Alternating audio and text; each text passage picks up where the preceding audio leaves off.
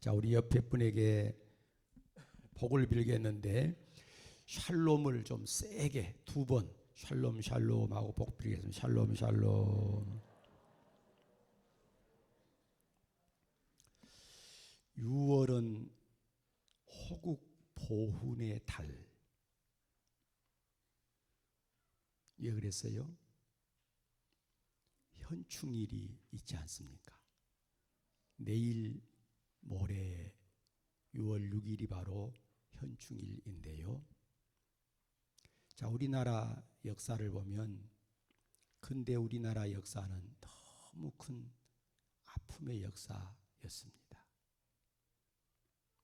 일제 36년 치하에서 너무너무 힘들어 했고 1945년 해방이 되어 48년 정부가 수립되었는데 2년 만에 또 한국 동란이 터져서 우리 국군만 해도 40만 이상이 전사를 했습니다. 기가 막힌 그런 역사들. 그래서 이제 53년 휴전이 되어지고 아직 우리는 종전이 아닙니다. 휴전 상태에 있어요. 지금도. 그래서 이제 56년도에 대통령령으로 6월 6일을 호국 보훈의 날로 그렇게 해서 현충 기념일이라고 이름을 붙였습니다.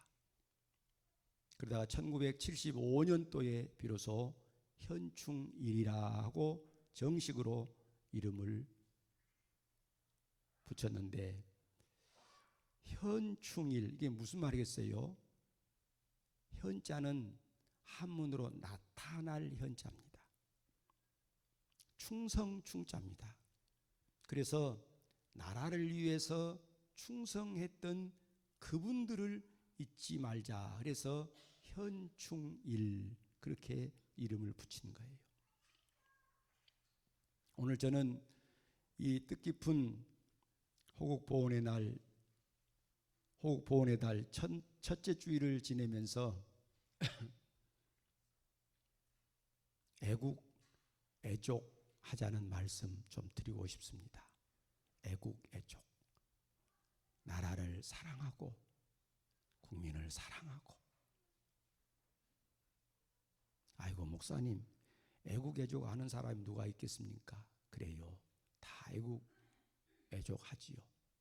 그래 다시 한번 우리가 애국, 애족의 뜻을 생각하면서 오늘 말씀을 듣기를 원합니다. 자, 오늘 먼저 본문 말씀을 좀 우리가 살펴보면 좋겠는데 27절 말씀 보십시오. 같이 읽어봅시다. 땅의 모든 끝이 여호와를 기억하고 돌아오며 모든 나라의 모든 족속이 주의 앞에 예배하리니. 아멘. 땅의 모든 끝은 어디를 이야기하는 것일까요? 이것은 바로 온 세상을 의미하는 거예요. 그러면 땅의 모든 끝이 여호와를 기억하고 돌아오고 모든 나라가 모든 족속이 주의 앞에 예배하게 될 것이다. 무엇을 말합니까? 이것은 땅끝 선교가 이루어질 것이고 모든 민족들이 하나님께로 돌아와서 예배하고 하나님을 섬길 것을 말씀을 한 거예요. 그러니까 이 시편의 시대에 벌써 땅끝에 애언을 하고 있다는 것은 대단히 중요한 겁니다. 오늘 이 말씀대로 지금 세상의 모든 민족들이 하나님을 경외하고 하나님을 섬기게 되어진 것. 이런 하나님의 계획이 벌써부터 이렇게 애언되고 있다는 것은 우리에게 대단히 중요한 것을 가르쳐주고 있어요. 자, 그리고 28절 말씀 한번 보십시다. 28절. 나라는 여호와의 것이요 여호와는 모든 나라의 주제심이로다. 나라는 여호와의 것이다. 온 세계가 바로 하나님의 소유임을 말씀합니다. 여러분, 이 세상은 하나님이 창조하셨고 하나님이 주제가 되신다. 주제라는 말은 다스리는 분이라는 그런 의미인데, 쉽게 말하면 그냥 주인이라 그 말이죠. 하나님이 이 세상 주인이시다. 주제이시다. 자, 그래서 오늘 저는 이 말씀을 통해서 한 두 가지 간단하게 말씀드리고 싶은데, 첫째로 우리가 깨달아야 할 것은 하나님의 사람들은 국과 관에 대해서 확실한 투철한 지식을 가져야 돼. 무슨 말이냐면은 이 나라가 어떻게 세워졌는지, 이 세상이 어떻게 흘러가는지 그것도 모르고 살면 안 되지 않겠습니까? 세상에는 국가 기원설이 여러 가지가 있어요. 뭐 신의 뜻에 의해서 만들어졌다. 그래서 신의 설. 이것은 하나님을 의미하는 신이 아니고 자기들이 섬기는 신들. 옛날 고대의 국가들은 다 제정일치.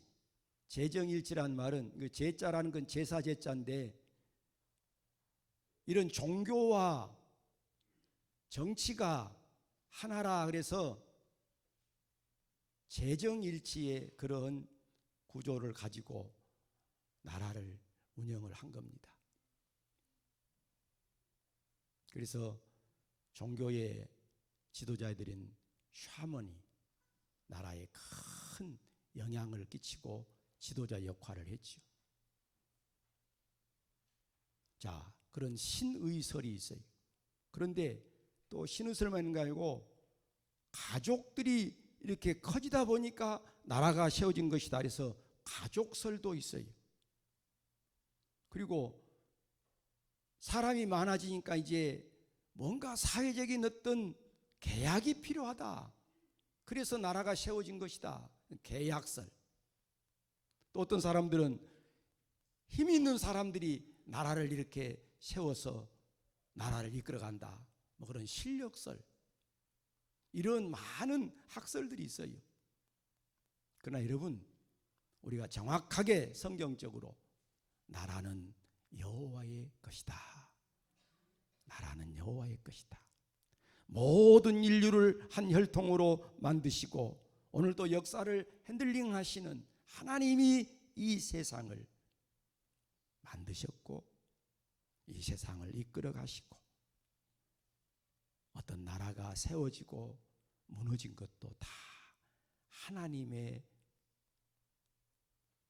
뜻 안에서 하나님의 계획이 진행되고 있다는 것을 우리는 알아야 할 줄로 믿습니다.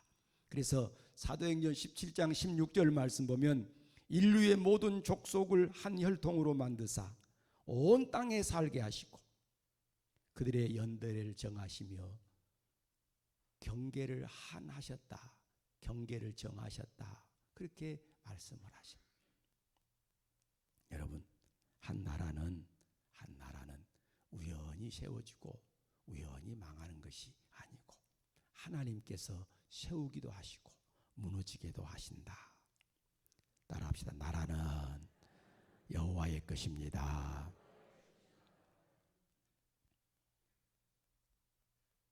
나라를 다스리는 분도 하나님이시잖아요. 뭐 여러 가지 이야기할 것도 없이 여러분이 잘 하시는 이야기 하나 또 확인 한번 합시다. 다니엘 2장에 보면은 바벨론의 느부갓네살 왕이 엄청난 신상의 꿈을 꾸어요. 얼마나 그 꿈이 두려웠던지 그냥 자기가 꾼 꿈 내용을 잊어버렸어요. 그때 다니엘이 느부갓네살 왕 앞에 서서 그 꿈을 해석을 해줍니다. 왕이여, 왕이 꾼 꿈은 큰 신상의 꿈이었습니다. 그때서 느부갓네살 왕이 제정신이 좀 돌아왔어. 그래, 맞다. 왕이 보신 그 신상의 머리는 금이었지요. 맞다. 그리고 가슴과 팔은 은이었지 않습니까? 옳다. 그리고 배와 넓적다리는 노시였지요. 맞다.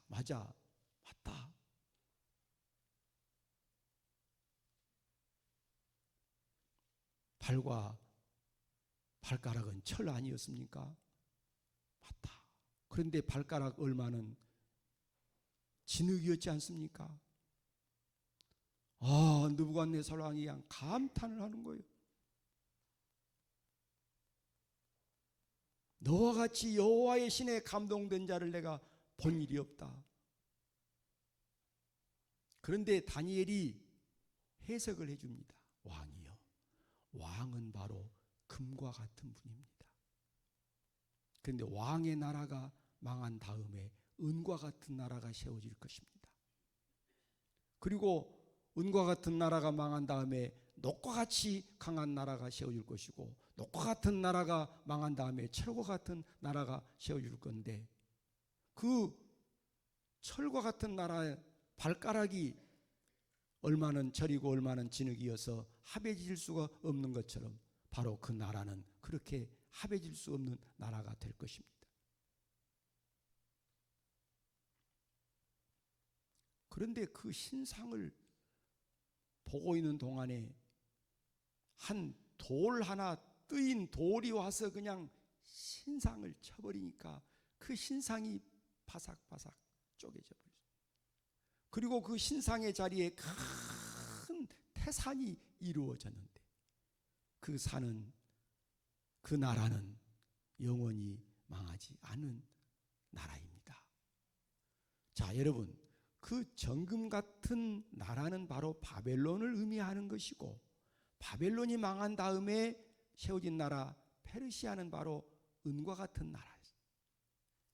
그리고 그 다음에 세워진 나라가 헬라예요. 그리고 마지막에 네 번째 나라가 로마였습니다. 그 로마 시대에 돌 하나가 나타나서 그 신상을 쳐버리고 큰 태산을 이루었는데, 그 태산은 바로 하나님의 나라를 의미하는 것이라.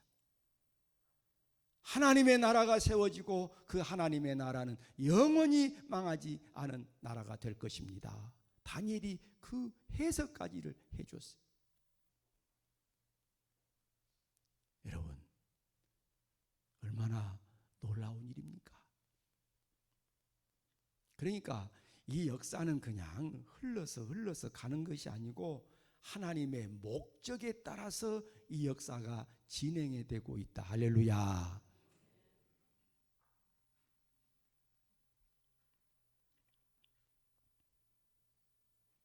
자, 그렇다면 우리는 하나님의 목적을 위해서 세워지는 이 나라를 우리가 어떻게 해야 되느냐?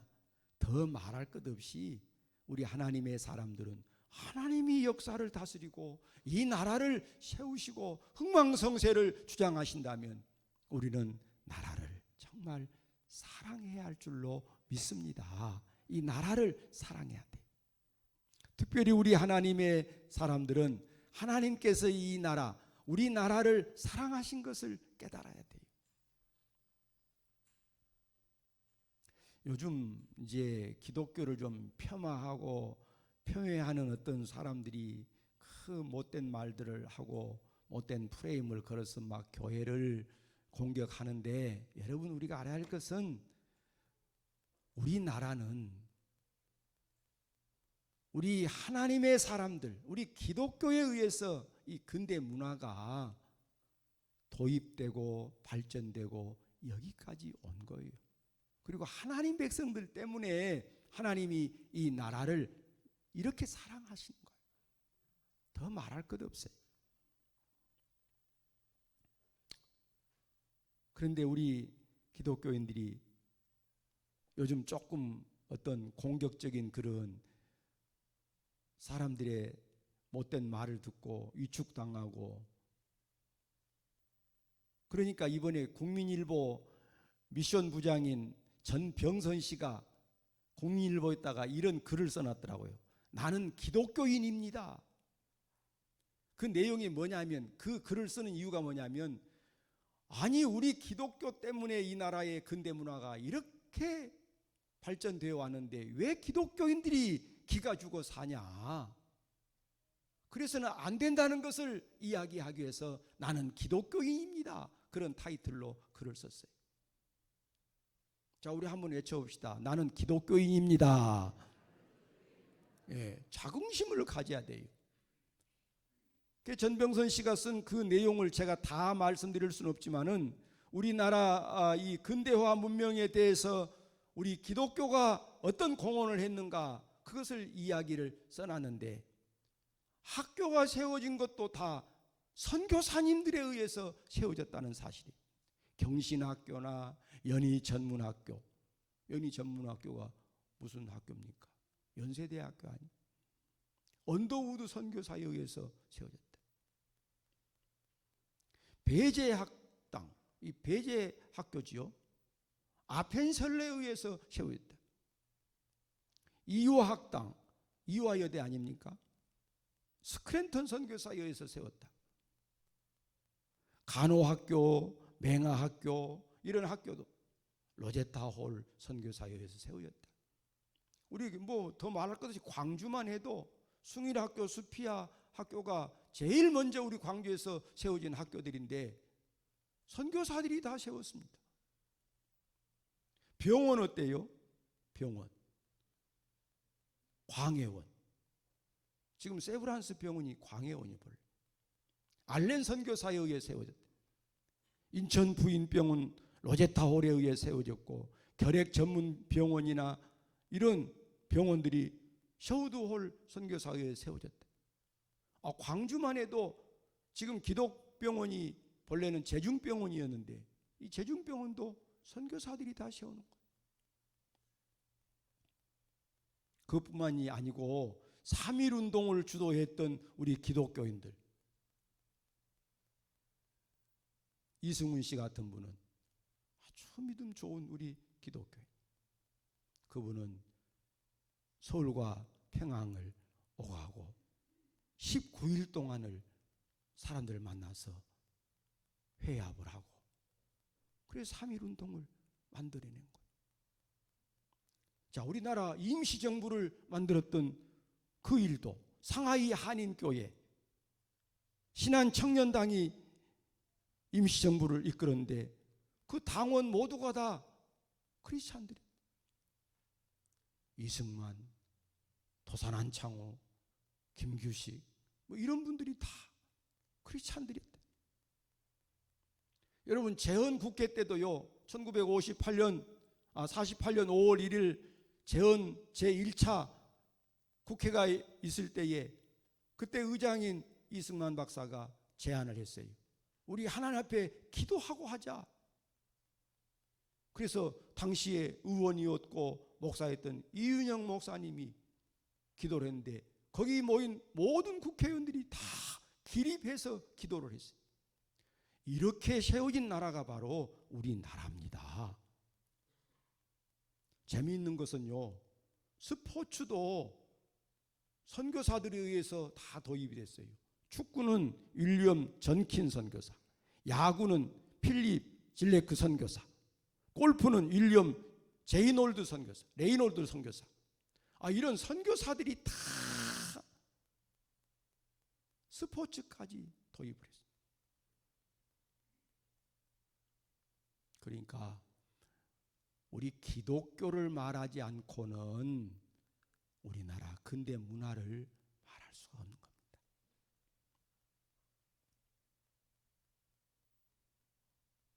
저도 한국 기독교 문화유산 보존협회 이사로 같이 협력을 하고 있는데, 요즘 이제 정부에서, 우리 문체부에서 우리 기독교 문화유산에 대해서 서로 많은 대화들을 하고 있어요.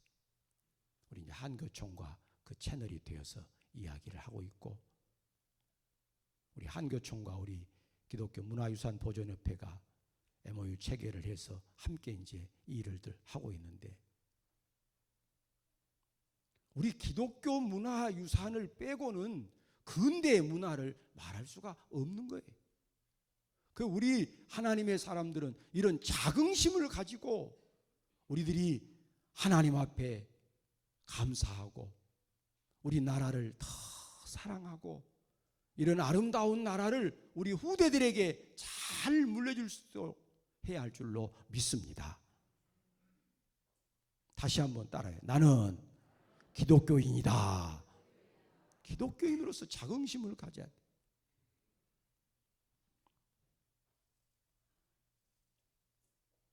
자, 그러면 우리는 나라를 사랑하는데 어떻게 해야 됩니까?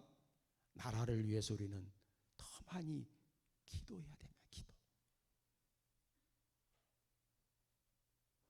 우리나라 60년대, 70년대, 80년대까지, 뭐 90년대까지라고 해도 기도원들이요, 앉을 자리가 없이 모이고 기도했어요. 그 바쁘게 새벽부터 밤까지 일하고 그 피곤해도 기도하고, 못 먹고 어렵고 배고파도 가서 맹물을 먹으면서 기도하고 금식을 하면서 기도하고. 그런데 요즘 어떻게 해요?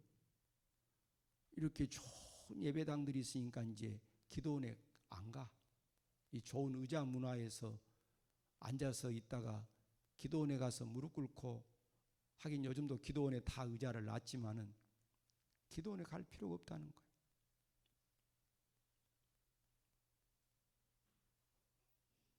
여러분, 누가 뭐라 해도 우리는 기도해야 할 줄로 믿습니다.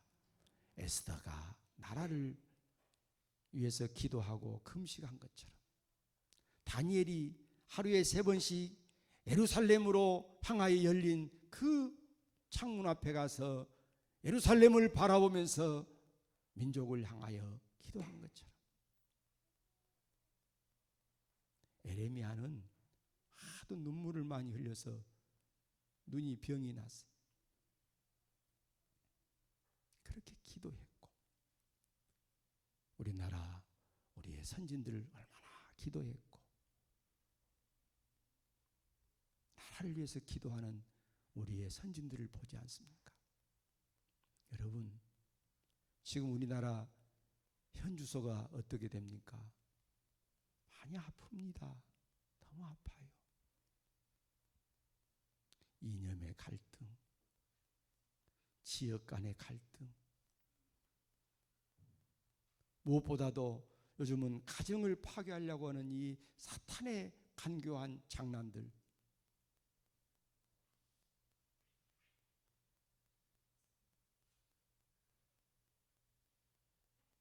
요즘은 경찰청에서 마약과 전쟁을 선포했는데 세상에 아이들까지 마약을 손을 대가지고 너무 마음이 아파요. 잘 나가는 예체능계 사람들 마약 손대가지고 하루아침에 그냥 사라져버린 거 보면 너무 마음이 아파요. 사랑하는 여러분, 나라를 위해서 늘 기도하시고, 많은 기도를 못할지라도 짤막짤막하게 기도할지라도 하루라도 빼지 마시고 나라를 위해서 기도하시기 바랍니다. 아멘이지요. 기도하세요. 이 나라를 우리 하나님 사랑해 주시니 감사합니다. 우리는 허물이 많아도 주님의 사랑으로 이 나라를 긍휼히 여겨 주시고 우리의 후손들을 우리 하나님 능력의 손으로 붙잡아 주시옵소서. 기도하셔야 돼요.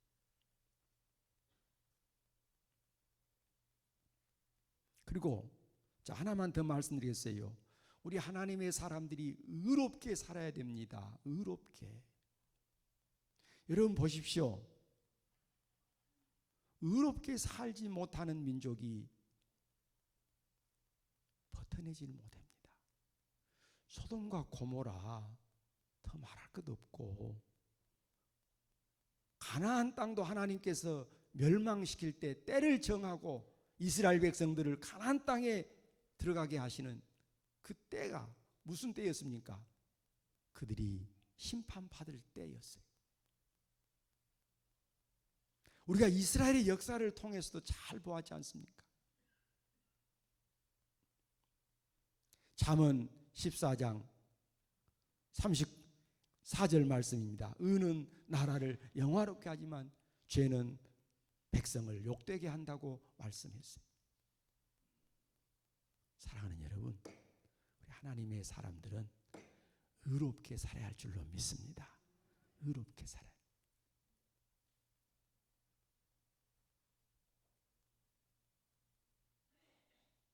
소돔과 고모라를 멸망시킬 때도 의인 10사람을 차지 않습니까? 의인 10사람. 의인 10사람만 있어도 내가 멸하지 않겠다.